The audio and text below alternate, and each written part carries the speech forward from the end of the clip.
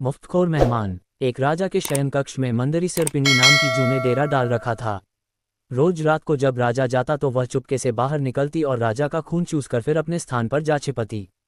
संयोग से एक दिन अग्निमुख नाम का एक खटमल भी राजा के शयन कक्ष में आ पहुंचा।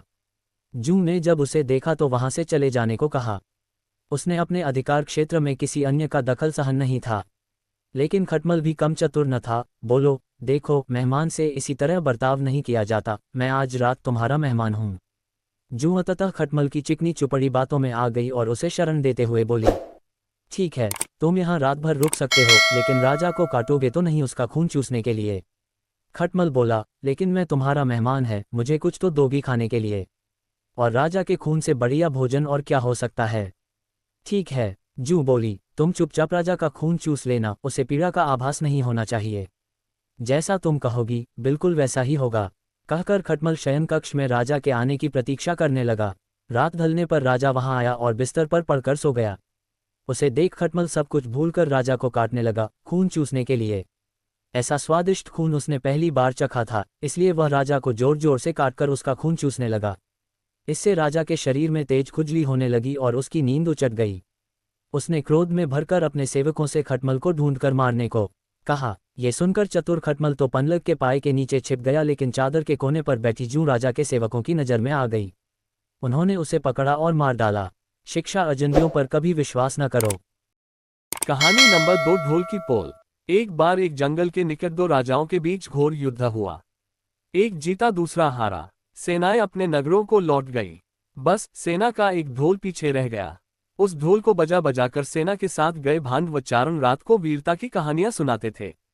युद्ध के बाद एक दिन आंधी आई।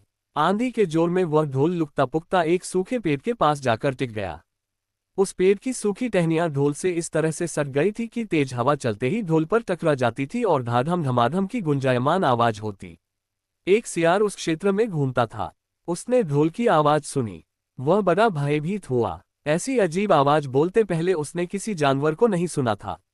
वह सोचने लगा कि यह कैसा जानवर है जो ऐसी जोरदार बोली बोलता है, धमाधम। सियार छिपकर ढोल को देखता रहता, ये जानने के लिए कि यह जीव उड़ने वाला है या चार टांगों पर दौड़ने वाला। एक दिन सियार झाड़ी के पीछे छुपकर ढोल पर नजर रखे था। तभी पेड़ से नीचे उतरती हुई एक गिलहरी कूदकर ढोल पर उतरी। हल्की सी ढाम की आवाज भी हुई। गिलहरी ढोल पर बैठी दाना कुतरती रही। सियार बड़बड़ाया, ओह, तो यह कोई हिंसक जीव नहीं है, मुझे भी डरना नहीं चाहिए। सियार फूंक फूंक कर कदम रखता ढोल के निकट गया। उसे सूंघा। ढोल का उसे न कहीं सिर नजर आया और न पैर। तभी हवा के झुमके से टहनियां ढोल से टकराईं। धम की आवाज हुई और सियार उछलकर पीछे जा गिरा। अब समझ आया। सियार उड़ने की कोशिश करता हुआ बोला, ये तो बाहर का खोल है। जीव इस खोल के अंदर है। आवाज बता रही है कि जो कोई जीव इस खोल के भीतर रहता है वह मोटा ताजा होना चाहिए, चर्बी से भरा शरीर, तभी ये धम इक्वल्स धम की जोरदार बोली बोलता है। अपनी मांद में घुसते ही सियार बोला, ओ सियारी, दावत खाने के लिए तैयार हो जा। एक मोटे ताजे शिकार का पता लगाकर आया हूं। सियारी पूछने लगी, तुम उसे मारकर क्यों नहीं लाए? सियार ने उसे झिकी दी, क्योंकि मैं तेरी तरह मूर्ख नहीं हूं।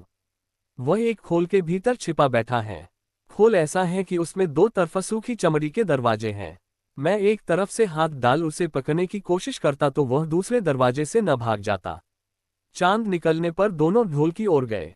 जब वह निकट पहुंच ही रहे थे कि फिर हवा से टहनियां ढोल पर टकराईं और धम धम की आवाज निकली। सियार सियारी के कान में बोला, सुनी उसकी आवाज? जरा सोच, जिसकी आवाज ऐसी गहरी है वह खुद कितना मोटा ताजा होगा। दोनों ढोल को सीधा कर उसके दोनों ओर बैठे और लगे दांतों से ढोल के दोनों चमड़ी वाले भाग के किनारे फाड़ने। जैसे ही चमड़ियां रहना, एक साथ हाथ अंदर डाल शिकार को दबोचना है। दोनों ने हूं की आवाज के साथ हाथ ढोल के भीतर डाले और अंदर टटोलने लगे। अदन कुछ नहीं था, एक दूसरे हाथ ही पकड़ में आए। दोनों चिल्लाए, हैं, यहां तो कुछ नहीं है, और वे माथा पीट कर रह गए। सीखा शेखी मारने वाले ढोल की तरह ही अंदर से खोखले होते हैं।